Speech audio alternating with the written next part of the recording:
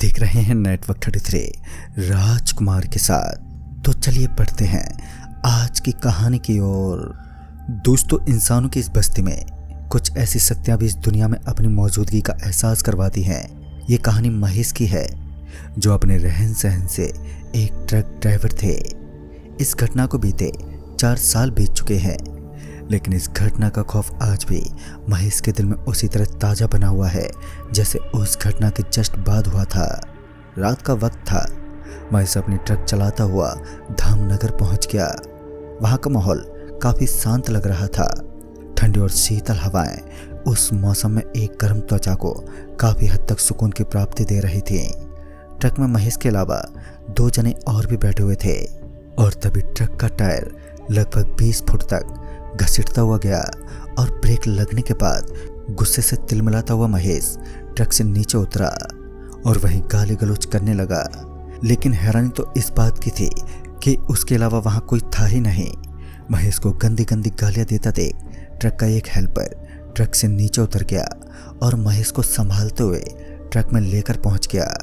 महेश की बचकानी हरकतें काफ़ी ज़्यादा अजीब और गंदी लग रही थी कि इतने में ही ट्रक के कांच के सामने कुछ दिखाई दिया, जो हेडलाइट्स की मंद मंद रोशनी में नजर आ रहा था। फिर जाकर महेश थोड़ा थोड़ा वापस होश में लौटा और फिर उसने बताया कि कुछ देर पहले उसे ऐसा लगा मानो ट्रक के चारों ओर कोई हथौड़े या फिर पत्थरों से जोर जोर से पीट रहा है, जिस वजह से महेश का गुस्सा 7वें आसमान तक पहुंच गया। लेकिन स्पीड से दौड़ती हुई ट्रक पर इतने जोर जोर से मारना भी काफ़ी मुश्किल होता है। फिर ट्रक के अंदर से ये आवाज़ें क्यों सुनाई दे रही थी?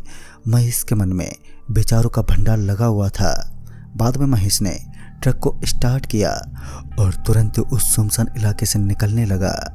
महेश अभी भी गुस्से से लाल होकर ड्राइव कर रहा था, और इस बार उसके गुस्से को बढ़ाने का काम सड़क के बीच खड़ी एक भैंस ने किया। वो भैंस सड़क के जस्ट बीचों बीच खड़ी थी। महेश के साथ ही लोग ट्रक से नीचे उतरे और उस भैंस को वहां से हटाने की कोशिश में जुट गए। लेकिन जैसे जैसे वो उस भैंस की ओर बढ़ रहे थे, वैसे वैसे उन्हें ऐसा लग रहा था मानो यह भैंस बिना कदमों के उस जगह से दूर चल रही है। रात के करीब 11 बज चुके थे। उस घोर अंधेरे के बीच अब उस जोरदार सन्नाटे में सामने की तरफ कुछ देख पाना भी लगभग नामुमकिन था। और फिर धीरे धीरे वो सड़क पर खड़ी भैंस भी दिखना बंद हो गई। अब वो कहाँ गायब हो गई, इस बात का पता चल पाना बहुत ही मुश्किल था। खैर, फिर वो दोनों वापस ट्रक में सवार हुए और ट्रक भी चलने लगी। लेकिन महेश का दिन ही खराब चल रहा था, क्योंकि अब की बार उसके ट्रक का टायर ही बुरी तरह से फट चुका था, और उस समय ट्रक के अंदर मौजूद बाकी टायर भी खराब हो चुके थे, और अब उनके पास सही सलामत बचा हुआ कोई भी टायर मौजूद नहीं था। मुसीबत तो बढ़ती जा रही थी, और यहाँ का इलाका भी चारों ओर से एकदम खामोशी दिखाई पड़ रहा था। महेश भी इन सब बातों से अनजान था कि आखिर इस इलाके में पंक्चर की दुकान किस तरफ होगी। महेश ने अपने करीबी दोस्त आर्यन को कॉल किया और उस जगह के बारे में बताया। आर्यन, जो काफ़ी सालों से ड्राइविंग के काम में लगा हुआ था, उससे पूछने पर पता चला कि वहाँ से 2 किलोमीटर दूर एक होटल पड़ता है, और उस होटल के पास एक पंक्चर निकालने वाला दुकानदार बैठता है। लेकिन आप सभी को पैदल यात्रा तय करनी होगी। फिर क्या था, महेश अपने कदमों का इस्तेमाल करते हुए दोनों हेल्परों के सहारे उस सुनसान सी पड़ी सड़क के ऊपर से होटल की ओर चल पड़े। सच में ये हाईवे काफ़ी अजीब लग रहा था, क्योंकि एक तो इस हाईवे के ऊपर गाड़ियों की चहल पहल नहीं थी, और दूसरी ओर इतनी दूरी में फैलने के बावजूद भी इस सड़क पर काफ़ी कम लाइट्स नज़र आ रही थी। तीनों लोग बिना बातचीत किए रास्ता काट रहे थे कि पीछे की ओर से आने वाली एक हेडलाइट की रोशनी ने उन्हें वहीं रोक दिया। लेकिन बाद में जो उन्होंने देखा, उसे देखकर वो एकदम से हैरान थे, क्योंकि जो गाड़ी उनके पीछे की तरफ से उनकी ओर बढ़ रही थी, वो गाड़ी हवा में उठी हुई थी। महेश के साथ वो दोनों खलासी उस कार को घूरने लगे। तभी वो कार बेहद तेज स्पीड के सहारे वहां से निकल गई। गजब का नज़ारा था वो। ये देखकर महेश वापस से उस होटल की तरफ ही चलने लगा। उसके मन में अभी भी उस कार के प्रश्न चल रहे थे कि ऐसी भी कोई कार होती है क्या, जो सड़क के बजाय सीधा हवा में ही अपना सफ़र तय करती है। इतने में ही उन्हें अपने सामने से एक बेहद बूढ़ा आदमी अपनी ओर आता हुआ दिखाई दिया। उस आदमी के हाथ में एक बड़ी सी लकड़ी थी। वो अपने पीछे की ओर इशारा कर रहा था, मानो वो किसी को बुलाना चाहता है। महेश अजीब निगाहों से उस बूढ़े शख्स को घूरने लगा और वो उसके पास पहुंचे ही थे कि उस बूढ़े आदमी ने कहा, अरे बेटा, तुम्हारे ट्रक का भी टायर पंचर हो गया है क्या? उसकी बातें सुनते ही महेश के कान खड़े हो गए। महेश ने बोला, लेकिन बाबा आपको कैसे पता कि हमारे ट्रक का टायर पंचर हो चुका है? तो उस बुढ़े आदमी ने महेश के हाथ की ओर इशारा किया। अगर हाथ में टायर है तो पता चलना भी लाजमी सी बात है कि टायर पंचर ही हुआ होगा।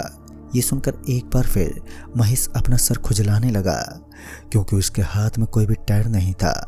वो आदमी बोला, बेटा, ये सड़क जितना खामोश दिखता है उतना ज़्यादा खामोश है ही नहीं। पता है इस सड़क पर गाड़ियाँ क्यों नहीं गुजरती? तभी महेश ने कहा, क्यों बाबा, ऐसा क्या है सड़क पर? तो उस बुढ़े बाबा ने मुस्कुराते हुए कहा, एक ऐसी दहशत जो लोगों को मौत के द्वार तक लेकर जाती है, एक ऐसी कयामत जो इंसानों पर अपना कहर इस कदर बरपाती है कि लोग उसके नाम से भी कतरा जाते हैं। उसका नाम है कावेरी डायन। इस नाम को सुनते ही ट्रक ड्राइवर महेश के शरीर में एक तेज धारदार बिजली सी दौड़ गई। उसका शरीर सिर्फ इस नाम की वजह से जम सा गया था, क्योंकि उस बुढ़े बाबा के कहने का अंदाज भी ऐसा ही था, जिसे सुनकर वो तीनों लोग थरथराने लगे थे। महेश जल्दी से जल्दी यहाँ से निकलने की फिराक में था। कावेरी डायन का नाम इसी जगह के लिए सबसे ज़्यादा मशहूर था, लेकिन अब जो भी मान्यता थी, बस यहाँ से निकलना ही सबसे अच्छा काम था। और यही बात सोचते हुए महेश पंचर वाली दुकान की तरफ बढ़ चला। हालांकि महेश को जो डिलीवरी करनी थी वो उतनी ज़्यादा अर्जेंट नहीं थी, और जिस कारण उसने रात भर पंचर की दुकान पर ही रुकने का फैसला किया, लेकिन वहीं उसके दोनों साथी इन सब बातों को एक अंधविश्वास समझ लिया था, क्योंकि उन्होंने सोचा कि एक बुजुर्ग आदमी को इन सब बातों पर विश्वास होना एक नॉर्मल सी बात है। लेकिन युवा होने के नाते उन्होंने इस चीज़ पर विश्वास नहीं किया। फिर कुछ देर के बाद ही जब वो तीनों लोग रास्ता काट रहे थे कि तभी उन्हें अपने पीछे की ओर से किसी के कदमों की आहट सुनाई देने लगी। उन्हें अपने नीचे की तरफ से किसी के हंसने की आवाज़ सुनाई दी, और ये आवाज़ उस बूढ़े आदमी की लग रही थी। लिहाजा वो तीनों अपने पीछे देखने लगे। लेकिन जब उन्होंने एक बार के लिए पीछे पलटकर देखा तो वहाँ पर कोई भी मौजूद नहीं था। वह बुढ़ा आदमी कुछ देर पहले अपने हाथ में एक लकड़ी लेकर चल रहा था, लेकिन उसका यहाँ से कुछ ही पलों में गायब हो जाना सच में एक हैरान कर देने वाली बात थी। महेश अपनी तिरछी निगाहों से चारों ओर नजर दौड़ाने लगा। पहले तो उसे दूर दूर तक कोई भी दिखा नहीं। बाद में उसने इन हरकतों पर कुछ ज़्यादा ध्यान नहीं दिया, क्योंकि वह अच्छी तरह से समझ चुका था कि यहाँ पर भूत प्रेत का सच में वास है, और यहाँ पर सच में कावेरी नामक एक भयानक डायन वास करती है। महेश उन दोनों से कहने लगा कि अब उसे डर लग रहा है, लेकिन उल्टा वो दोनों खलासी महेश के ऊपर हंसते हुए बोले, डरपोक लोगों की यही निशानी होती है भैया। इससे पहले कि वह उन्हें कुछ समझा पाता, उन्हें सड़क के बाएं तरफ सटा हुआ एक बड़ा सा पत्थर दिखा, जो अपने आप में हिल डुल रहा था। इतने बड़े पत्थर को इस तरह अपने आप में हिलता देख महेश के मन में काफ़ी सवालों ने एकदम से अपना विकराल रूप धारण करना शुरू कर दिया। वो दोनों अभी भी उसी पत्थर को देख रहे थे कि अचानक से वो पत्थर अपनी जगह से लुढ़कते हुए सड़क के बीचों बीच पहुंच गया। खौफनाक मंजर तो तब दिखा जब उस बड़े से पत्थर को उन तीनों ने खून से सना हुआ देखा। उनके शरीर में एक सनसनी सी मच गई। इतने बड़े पत्थर पर आखिर किसका खून हो सकता है? और यही सोचते हुए महेश अपने कदमों को पीछे की तरफ हटाने लगा। अब उसके मन में एक ही बात चल रही थी कि उसे जल्दी से जल्दी यहाँ से भागना होगा, लेकिन अब उसकी इतनी हिम्मत नहीं थी कि उसका शरीर पूरे तरीके से काम कर सके। उसके हाथ पैर बुरी तरह से कांप रहे थे। वो अपने दोनों खलासियों के साथ वहाँ से आगे की ओर बढ़ने लगा। वो पत्थर अभी भी सड़क के बीचों बीच पड़ा हुआ था, जिसका रंग एकदम लाल हो चुका था, और जब तेज गति से चलने की वजह से महेश की सांसें फूलने लगी, क्योंकि उसका शरीर उन दोनों के मुकाबले बड़ा होने के साथ साथ काफ़ी भारी भी था। इस बार एक मधुर वाणी ने उनके दिल को दहला दिया, क्योंकि ये आवाज़ एक लड़की की ही थी जो उन्हें पीछे से आवाज़ देते हुए बोल रही थी। और इस बार जब महेश और उसके दोनों साथी अपने पीछे की ओर देखने लगे तो उन्होंने पाया कि एक लड़की उनके बिल्कुल पीछे की तरफ खड़ी होकर उन्हें आवाज़ दे रही थी। वो मुस्कुराते हुए महेश को अपने तरफ आने का इशारा करने लगी। उसका आधा शरीर नग्न अवस्था में था, तो उसने वहीं कुछ कपड़े भी पहन रखे थे, लेकिन देखने में वह बहुत ही ज़्यादा खूबसूरत लग रही थी, जिस वजह से महेश उस लड़की की ओर लगातार आकर्षित होने लगा। लेकिन उसके दोनों साथियों ने समझदारी दिखाई और महेश का हाथ पकड़ लिया, और महेश का हाथ पकड़ने के बाद वह दोनों उसे खींचते हुए अपने साथ लेकर जाने लगे। उन लोगों की यह करतूत शायद उस लड़की को पसंद नहीं आई। वह आग बबूला होते हुए जोर जोर से चीखने लगी। अब उस लड़की का असली चेहरा सबके सामने था। दरअसल ये कोई और नहीं बल्कि वही कावेरी डायन थी, जो अक्सर सफ़र करने वाले लोगों को अपना शिकार बनाती है। उसका पूरा चेहरा लगातार बदलता जा रहा था। उसकी आंखों की जगह तो काले काले और बहुत ही गहरे गड्ढे नजर आने लगे, जिनके अंदर से काला काला धुआं निकल रहा था। इस वक्त भयानक खौफ का माहौल था, मगर उन लोगों ने हिम्मत नहीं हारी और फिर वहां से वो तत्काल भागने लगे। उन्हें अपने सामने की तरफ एक बड़ी सी फैक्ट्री दिखी और उस फैक्ट्री के अंदर कुछ लोग बैठे हुए थे। उसी जगह पर वह पंक्चर की दुकान भी थी।